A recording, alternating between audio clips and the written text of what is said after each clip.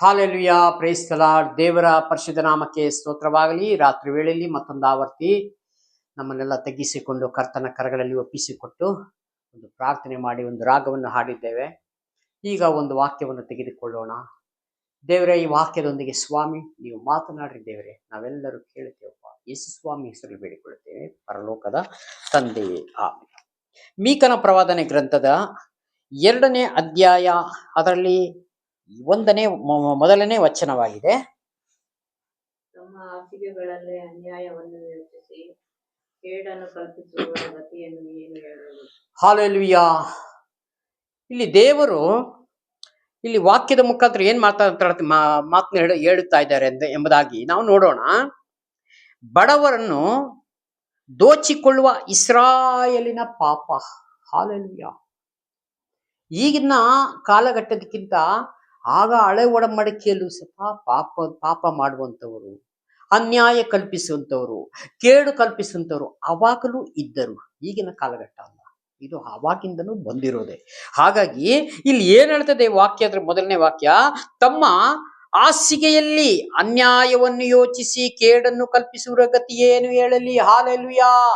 ರಾತ್ರಿ ಹೊತ್ತು ಮಲಗಿಕೊಂಡಾಗ್ಲೇ ಹಾಸಿಗೆ ಮೇಲೆ ಯೋಚನೆ ಮಾಡ್ತಾರಂತೆ, ನಾಳೆ ಏನು ಕೇಡು ಮಾಡೋಣ, ಯಾರಿಗೆ ಏನು ಅನ್ಯಾಯ ಮಾಡೋಣ. ಹಾಲೆಲುಯಾ. ಕಷ್ಟಪಡದಂತೆ ಹಣ ಹೇಗೆ ಸಂಪಾದಿಸೋಣ, ಅನ್ಯಾಯ ಹೇಗೆ ಮಾಡೋಣ, ನಾವು ಚೆನ್ನಾಗಿರ್ಬೇಕಂದ್ರೆ ಇನ್ನೊಬ್ರಿಗೆ ನಾವು ಕೇಡು ಮಾಡಬೇಕು. ಹಾಲೆಲುಯಾ. ದೇವರು ತೋರಿಸಿದ ಮಾರ್ಗವೇ ಬೇರೆ, ಆದ್ರೆ ಮನುಷ್ಯನ ಕಲ್ಪಿಸಿಕೊಂಡ ಆಲೋಚನೆ ಬೇರೆ. ಅದಕ್ಕೆ ಸ್ವಾಮಿ ಹೇಳ್ತಾರೆ, ನಿನ್ನ ಆಲೋಚನೆ ನನ್ನ ಆಲೋಚನೆ ಅಲ್ಲ, ನಿನ್ನ ಮಾರ್ಗ ನನ್ನ ಮಾರ್ಗ ಅಲ್ಲ.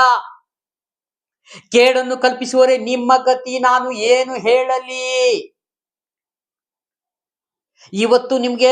ಇವತ್ತು ಆರೋಗ್ಯ ಇದೆ, ಮೋಸ ಮಾಡ್ಲಿಕ್ಕೆ ಧೈರ್ಯ ಇದೆ, ಅನ್ಯಾಯ ಮಾಡ್ಲಿಕ್ಕೆ ಧೈರ್ಯ ಇದೆ. ಹಾಲೆಲುಯಾ. ಇದೆಲ್ಲ ನೀವು ಒಂದು ಪಾಪದ ಗಂಟನ್ನು ಕೂಡಿಸಿ ಇಟ್ಕೊಳ್ತಾ ಇದ್ದೀರಿ. ಫಸ್ಟ್ ಚೆನ್ನಾಗಿ ನಾವು ತಿಳ್ಕೊಂಡಿರ್ಬೇಕು. ಒಂದು ದಿವಸ ನಾವು ಎಲ್ಲಿಗೆ ನ್ಯಾಯಾಧಿಪತಿ ಮುಂದೆ ನಿಲ್ಲಬೇಕು ಎಂಬುದಾಗಿ ನಾವು ಫಸ್ಟ್ ಚೆನ್ನಾಗಿ ತಿಳ್ಕೊಂಡಿರ್ಬೇಕು ಪ್ರಿಯರೇ. ಹಾಲೆಲೂಯಾ. ಹಾಗಾಗಿ ಕೇಡನ್ನು ಕಲ್ಪಿಸುವ ಗತಿ ಏನು ಹೇಳಲಿ.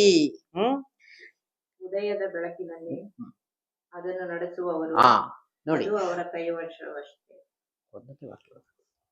ಉದಯದ ಬೆಳಕಿನಲ್ಲಿ ಅದನ್ನು ನಡೆಸುವರು. ರಾತ್ರಿ ಮಲಗುವಾಗ ಆಲೋಚನೆ ಮಾಡ್ತಾರೆ, ಹಾಸಿಗೆ ಮೇಲೆ ಮಲಗಿಕೊಂಡು ಏನು ಮಾಡೋಣ ಎಂಬುದಾಗಿ ಆಲೋಚನೆ ಮಾಡಿ ಎಲ್ಲ ಮಾಡಿಕೊಂಡು ಬೆಳಗ್ಗೆ ಅದನ್ನ ಕಾರ್ಯರೂಪಕ್ಕೆ ತರುವಂತ ಜನಗಳಾಗಿದ್ದಾರೆ. ಹಾಲೆಲೂಯಾ. ಹಾಗಾಗಿ ನಿನ್ನ ಗತಿ ನಾನು ಏನ್ ಹೇಳಿ ಅಂತಾರೆ ದೇವರು. ನಾನು ನಿನಗೆ ಉಪದೇಶ ಮಾರ್ಗವನ್ನು ತೋರಿಸಿದ್ದು ಬೇರೆ. ಹಾಲೆಲೂಯಾ. ನೀನು ಮಾಡ್ತಾ ಇರೋದೇ ಬೇರೆ. ಯೇಸು ಸ್ವಾಮಿ ಮೋಶೆ ಮುಖಾಂತರ ಐಗುಪ್ತ ದೇಶದಿಂದ ಜನಗಳಿಗೆ, ಎಷ್ಟೋ ಕೋಟಿ ಲಕ್ಷ ಜನಗಳಿಗೆ ದೇವರು ಆತನ ಮುಖಾಂತರ ಮೋಶೆಗೆ ಕರೆಸಿ, ನೀನು ಎಲ್ಲ ಈ ಜನಾಂಗಗಳಿಗೆ ಕರ್ಕೊಂಡು ಬಾ ಅಂತ ಕಳಿಸಿದಾಗ ಅವ್ರು ಬರುವಾಗೆ ಚೆನ್ನಾಗೆ ಬಂದ್ರು. ಆದ್ರೆ ಅರಣ್ಯದಲ್ಲಿ ಬರ್ತಾ ಗುಣಗುಟ್ಟಿದ್ರು. ನಾನು ಐಗುಪ್ತ ದೇಶದಲ್ಲಿ ಇದ್ದಾಗಲೇ ಚೆನ್ನಾಗಿದ್ದೆ, ಆ ಫರೋಹನ ಕೈ ಕೆಳಗೆ ಇದ್ದಾಗಲೇ ಚೆನ್ನಾಗಿದ್ದೆ. ಹಾಲೆಲೂಯಾ. ಇಲ್ಲಿ ಮೋಶೆ ನಮ್ಮನ್ನ ಸಾಯಿಸಕ್ಕೆ ಕರ್ಕೊಂಡು ಬಂದಿಯಾ ನೀನು. ನೋಡಿ ಆಲೋಚನೆ ಹೇಗಿದೆ ಅಂತ. ದೇವರು ಅಂತ ನಿಮಗೆ ಆ ಕಷ್ಟದಿಂದ ಬಿಡುಗಡೆ ಮಾಡಿ ನಿಮ್ಗೆ ಕಾನಾನ್ ದೇಶ, ಹಾಲು ಜೇನು ಹರಿಯುವಂತ ದೇಶ ನಿಮ್ಮನ್ನ ಕೊಡ್ತೀನಿ ಬರ್ರಿ ಅಂತ ಕರೆದಾಗ್ಲು ಈ ಜನಗಳು ದೇವರನ್ನ ಗುಣಗುಟ್ಟಿದ್ರು. ಹಾಲೆಲೂಯಾ. ಇವತ್ತು ಅಷ್ಟೇ, ದೇವರ ವಾಕ್ಯವನ್ನು ಹೇಳಿ ಸುವಾರ್ತೆ ಸಾರಿ ಸತ್ಯವನ್ನು ಪ್ರಕಟ ಮಾಡುವಂತವರಿಗೆ ಗೌರವ ಇಲ್ಲ, ಬೆಲೆ ಇಲ್ಲ, ಮರ್ಯಾದೆ ಇಲ್ಲ. ಹಾಲೆಲೂಯಾ. ನೀನು ಸುವಾರ್ತೆ ಹೇಳಿದ್ರೆ ಸಾಕು, ನಾನು ತಿಳ್ಕೊಂಡ ಮೇಲೆ ನಾನೇ ದೊಡ್ಡವರು. ಹಾಲೆಲೂಯಾ. ಅದಕ್ಕೆ ದೇವರು ಹೇಳ್ತಾರೆ, ಮೊದಲು ಇದ್ದ ಪ್ರೀತಿ ಇವತ್ತು ನಿನಗಿದೆಯೋ, ಮೊದಲು ಇದ್ದ ಸ್ನೇಹ ಇವತ್ತು ಇದೆಯೋ. ಅನ್ಯಾಯವನ್ನು ಕಲ್ಪಿಸುವವರೇ, ಕೇಡನ್ನು ಆಲೋಚನೆ ಮಾಡುವವರೇ ನಿಮ್ಮ ಗತಿ ನಾನು ಏನು ಹೇಳಲಿ. ಹಾಲೆಲೂಯಾ. ನ್ಯಾಯಾಧಿಪತಿ ಮುಂದೆ ನಾವು ಹೇಗೆ ನಿಲ್ಲುವುದು? ನಿಲ್ಲಿಕ್ಕಾಗ್ತದ? ಆ ಧೈರ್ಯ ನಮ್ಮಲ್ಲಿ ಇದೆಯಾ? ಅದಕ್ಕೆ ಇವತ್ತೇ ನಾವು ಮನ ತಿರುಗಬೇಕು. ಇವತ್ತೇ ಈ ವಾಕ್ಯಗಳನ್ನ ಕೈಗೊಂಡು ನಡೀಬೇಕು. ಅದಕ್ಕೆ ಈ ದಿನವೇ ಒಳ್ಳೆ ಸಮಯ, ಆಮೇಲೆ ಸಿಕ್ಕೋದಿಲ್ಲ. ಈ ದಿನವೇ ಒಳ್ಳೆ ಸಮಯ, ಆಮೇಲೆ ಸಿಕ್ಕೋದಿಲ್ಲ. ನಾಳೆ ನಾಳೆ ಅಂದ್ರೆ ನಿನಗೇನು ಗೊತ್ತೇ ಇಲ್ಲ. ನಾಳೆ ನಾಳೆ ಅಂದ್ರೆ ಮೋಸ ಹೋಗ್ತೀಯೋ ತಮ್ಮ. ಯೇಸುವಿನ ನಂಬದಿದ್ರೆ ಸಿಕ್ಕೋದಿಲ್ಲ ಮುಕ್ತಿ ನಿನಗೆ. ಹಾಲೆಲೂಯಾ. ಹಾಗೆ ನಾಳೆ ನಾಳೆ, ಮುಂದಿನ ವಾರ ಚೇಂಜ್ ಆಗೋಣ, ಮುಂದಿನ ತಿಂಗಳು ಚೇಂಜ್ ಆಗೋಣ, ನನಗೆ ಬೇರೆ ಸ್ವಲ್ಪ ಕೆಲಸಗಳಿದೆ, ನಂದು ಒಂದು ದೊಡ್ಡ ಯೋಜನೆ, ಒಂದು ಪ್ಲಾನ್ ಇದೆ, ಅದೆಲ್ಲ ಮುಗಿದ ಮೇಲೆ ನಾನು ದೇವರ ಕಡೆ ಬರ್ತೇನೆ.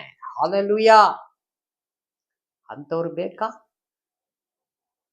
ಮನುಷ್ಯನಾದರೂ ನಾವೇ ಯೋಚನೆ ಮಾಡಿಕೊಳ್ಳೋಣ. ಹೇಗೆ ಆತನ ಮುಂದೆ ನಿಲ್ಲಕ್ಕೆ ಸಾಧ್ಯ ಉಂಟಾ ನಮ್ಮಲ್ಲಿ? ಹಾಲೆಲೂಯಾ. ನ್ಯಾಯಾಧಿಪತಿ ಕ್ಷಮೆ ಮಾಡುವರು.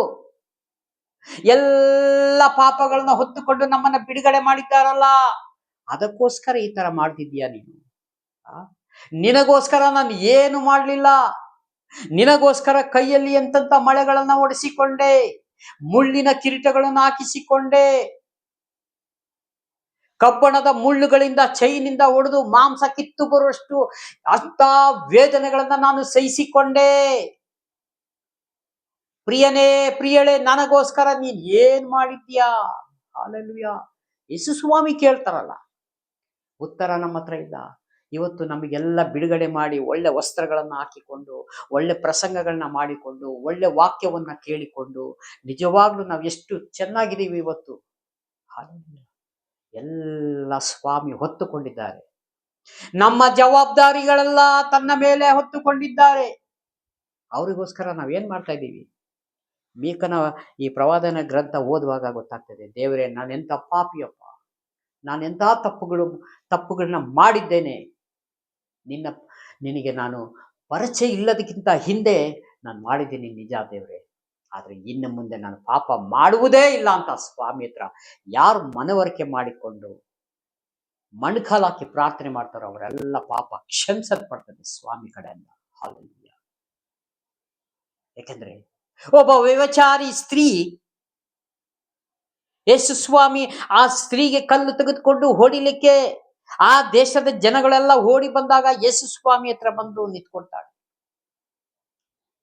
ಮೋಶೆ ಗ್ರಂಥದಲ್ಲಿ ಹೇಳಿರೋ ಪ್ರಕಾರ, ಮೋಶೆ ಕೊಟ್ಟಂತ ಆಜ್ಞೆ ಪ್ರಕಾರ ಈ ತರ ಕೆಲಸ ಮಾಡಿದಂಥವರಿಗೆ ಕಲ್ಲಲ್ಲಿ ಹೊಡೆದು ಕೊಲ್ಲಬೇಕು ಅಂತ ಆ ಜನಗಳು ಹೇಳುವಾಗ ಯೇಸು ಸ್ವಾಮಿ ಹೇಳ್ತಾರೆ, ನಿಮ್ಮಲ್ಲಿ ಯಾರು ಪಾಪಗಳ ಮಾಡಿಲ್ಲ, ಮೊದಲು ಅವರು ಕಲ್ಲ ಹಾಕಿ ಮೇಲೆ ಹಾಕ್ರಿ, ಅವಳ ಮೇಲೆ ಕಲ್ಲನ್ನ ಹೊಡಿ. ಅವಾಗ ಕಲ್ಲುಗಳನ್ನ ಎಲ್ಲ ಕೆಳಗಡೆ ಬಿಟ್ಟು ಹೊರಟು. ಯಾಕೆ? ಎಲ್ಲರೂ ಒಂದು ರೀತಿ ಪಾಪ ಮಾಡಿದವರೇ. ಹಾಲೆಲೂಯಾ. ಅದಕ್ಕೆ ಆ ಸ್ತ್ರೀಗೆ, ಆ ಸಹೋದರಿಗೆ ದೇವರು ಹೇಳ್ತಾರೆ, ಸ್ತ್ರೀಯೇ, ಸಹೋದರಿಯೇ, ನಿನ್ನ ಪಾಪ ಕ್ಷಮಿಸಲ್ಪಟ್ಟಿದೆ, ಇನ್ನು ಮುಂದೆ ನೀನು ತಪ್ಪು ಮಾಡಬೇಡ, ಹೋಗಿಲ್ಲಿಂದ. ನೋಡಿ ಎಂತ ದೇವರು. ಆ ಜನಗಳು, ಆ ದೇಶದ ಜನಗಳು ಕಲ್ಲು ಹೊಡೆದು ಸಾಯಿಸಕ್ಕೆ ಬಂದಿದ್ರು.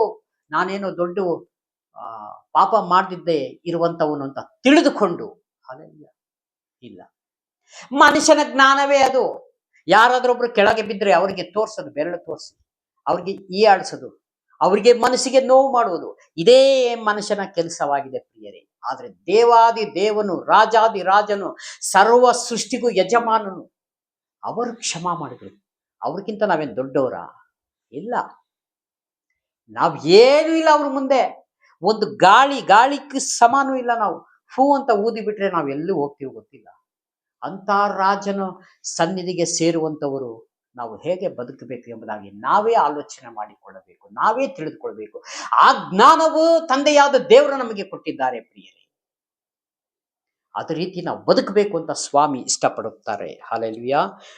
ಮುಂದೆ ಅದನ್ನು ನಡೆಸುವವರು ಅದು ಅವರ ಕೈವಶವಷ್ಟೇ.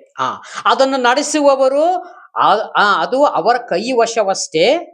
ಹೊಲಗದ್ದೆಗಳನ್ನು ಹ್ಮ್ ದುರಾಶೆಯಿಂದ ಆಕ್ರಮಿಸಿಕೊಳ್ಳ ನೋಡ್ರಿ, ಅವರು ಹೊಲ ಗದ್ದೆಗಳನ್ನು ದುರಾಶೆಯಿಂದ ಆಕ್ರಮಿಸಿಕೊಳ್ಳುತ್ತಾರೆ. ಹಾಲೆಲೂಯ. ಆ ಆಲೋಚನೆಗಳು ಹೇಗಿದೆ ನೋಡ್ರಿ. ಇನ್ನೊಬ್ಬರಿಂದ ಕಸಿಕೊಳ್ಳೋದು, ಇನ್ನೊಬ್ಬರಿಗೆ ಅನ್ಯಾಯ ಮಾಡುವುದು, ಇನ್ನೊಬ್ಬರಿಗೆ ಕೇಡು ಮಾಡುವುದು. ಹಾಲೆಲೂಯ. ಇದೇ ಮನುಷ್ಯನ ಆಲೋಚನೆ ಆಗಿದೆ. ಇವನು ಹೇಗೆ, ಇವರಿಗೆ ಏನು, ನಾನು ಹಣ ಸಂಪಾದಿಸಬೇಕು, ನಾನು ಒಳ್ಳೆ ಹೆಸರು ತೆಗೆದುಕೊಳ್ಳಬೇಕು, ನಾನು ಒಳ್ಳೆ ಮನೆಗಳನ್ನ ಕಟ್ಕೋಬೇಕು, ನನ್ನ ಪ್ರಾಪರ್ಟಿ ತೋರಿಸ್ಕೊಳ್ಬೇಕು. ಹಾಲೆಲೂಯ. ದೇವ್ರು ಎಲ್ಲಿ ಹೇಳಿದ್ದಾರೆ ಈ ತರ ಎಲ್ಲ ಮಾಡ್ರಿ ಅಂತ? ನಾನು ನಿನಗೆ, ನೀ ಫಸ್ಟ್ ದೇವರ ನನ್ನ ರಾಜ್ಯಕ್ಕಾಗಿ ನೀತಿಗಾಗಿ ತವಕ ಪಡ್ರಿ ಸ್ವಾಮಿ ಹೇಳ್ತಾರೆ. ಆಮೇಲೆ ನಿನ್ನ ಹಿಂದೆನ ಎಲ್ಲ ಫಾಲೋ ಮಾಡ್ತವೆ, ನಿನ್ನಿಂದೆ ಬರ್ತವೆ. ನೀನಾಗಿ ಹುಡುಕೋದು ಬೇಡ. ಇಲ್ಲಿ ಅನ್ಯಾಯವನ್ನು ಕಲ್ಪಿಸಿಕೊಂಡು ಅವರ ಆಸ್ತಿ ಜಮೀನು ಎಲ್ಲ ಕದ್ದುಕೊಳ್ಳಕ್ಕೆ, ಸೂರೆ ಮಾಡಕ್ಕೆ, ಅದ್ರ ಕಳ್ತನ ಮಾಡಲಿಕ್ಕೆ, ಮೋಸದಿಂದ ತೆಗೆದುಕೊಳ್ಳಕ್ಕೆ ಈ ಪ್ರಪಂಚ ಆ ರೀತಿ ಹೋಗ್ತಾ ಇದೆ ಪ್ರಿಯರೇ. ಇದು ಯಾರ ಆಲೋಚನೆ ಆಗಿದೆ? ದುರಾತ್ಮನ ಆಲೋಚನೆ ಆಗಿದೆ, ಅಂಧಕಾರ ಶಕ್ತಿ ಆಲೋಚನೆ ಆಗಿದೆ. ಆ ಆಲೋಚನೆಗೆ ಜನಾಂಗಗಳು ಎಲ್ಲ ಹೋಗಿ ಅನ್ಯಾಯವನ್ನೇ ಕಲ್ಪಿಸುವಂತವ್ರು ಹಾಸಿಗೆ ಮೇಲೆ ಅನ್ಯಾಯ ಕಲ್ಪಿಸ್ತಾರೆ. ನಾಳೆ ಬೆಳಿಗ್ಗೆ ಅದನ್ನ ಕಾರ್ಯರೂಪಕ್ಕೆ ತರುವಂತವ್ರಾಗಿ. ಅಲ್ಲೆಲ್ಲೂ ಬರ್ದಿಲ್ಲ ಏನ್ ಮಾಡ್ತೀಯ ತೆಗೆದುಕೊಂಡು. ಒಂದು ದಿವಸ ನಾವು ಹೋಗಿದ್ರೆ ನ್ಯಾಯಾಧಿಪತಿ ಮುಂದೆ ನಿಂತ್ಕೋಬೇಕಲ್ವಾ? ನಮ್ಗೆ ದೇವರ ರಾಜ್ಯ ಸಿಗ್ತದಾ? ನಾವೇ ಯೋಚನೆ ಮಾಡ್ಬೇಕು. ಹಾಲೆಲೂಯಾ. ಹಾಗೆ ಸಾಕು, ಇವತ್ತು ಕೊಟ್ಟಿದ್ದ ವಾಕ್ಯ ಸಂದೇಶಕ್ಕಾಗಿ ಸ್ತೋತ್ರ. ಹೆಚ್ಚು ವಾಕ್ಯ ಓದಲಿಕ್ಕೆ ಸಮಯ ಸಾಕಾಗ್ತಾ ಇಲ್ಲ, ಅದನ್ನು ಟಿಕ್ ಮಾಡಿಕೊಳ್ಳೋಣ. ಚಿಕ್ಕ ಪ್ರಾರ್ಥನೆ ಮಾಡಿಕೊಳ್ಳೋಣ. ಪ್ರೀತಿ ಸ್ವರೂಪನಾದ ದೇವರೇ, ರಾಜಾದಿರಾಜನೇ ಯೇಸು ಸ್ವಾಮಿ, ನಿಮಗೆ ಮಹಿಮೆಯಾಗಲಿ.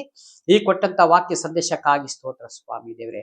ಇಸ್ರಾಯೇಲರು ಮಾಡಿದಂತ ಪಾಪಗಳಿಗಾಗಿ ಆ ರೀತಿಯಾಗಿ ನೀವು ಮಾಡಬೇಡ್ರಿ ಎಂಬುದಾಗಿ ಈ ವಾಕ್ಯದ ಮುಖಾಂತರ ಸ್ವಾಮಿ ನಮಗೆ ತೋರಿಸ್ಕೊಟ್ಟಿದ್ದಕ್ಕಾಗಿ ನಿಮಗೆ ಸ್ತೋತ್ರ ಮಾಡಿಕೊಳ್ತೇವೆ. ವಿಡಿಯೋ ಮುಖಾಂತರ ನೋಡ್ತಾ ಪ್ರತಿಯೊಂದು ಕುಟುಂಬಗಳನ್ನ ನೆನೆಸಿ ಭದ್ರಕೋಟೆಯಲ್ಲಿ ಮುಚ್ಚುಮರೆ ಮಾಡಿಸುವ ಕರ್ತನೆ. ಯಾರ್ಯಾರು ಸ್ವಾಮಿ ಈ ರೀತಿಯಾಗಿ ಆಲೋಚನೆಗಳು ಇರುವಂತವ್ರು ದೇವರೇ, ಅವರ ಮನಸ್ಸನ್ನ ಸ್ವಾಮಿ ನಿಮ್ಮ ವಾಕ್ಯದ ಕಡೆ ಬದಲ ಮಾಡಿಕೊಳ್ಳು. ಯೇಸು ಸ್ವಾಮಿ ಹೆಸರಿನಲ್ಲಿ ಬೇಡಿಕೊಳ್ಳುತ್ತೇನೆ ತಂದೆ.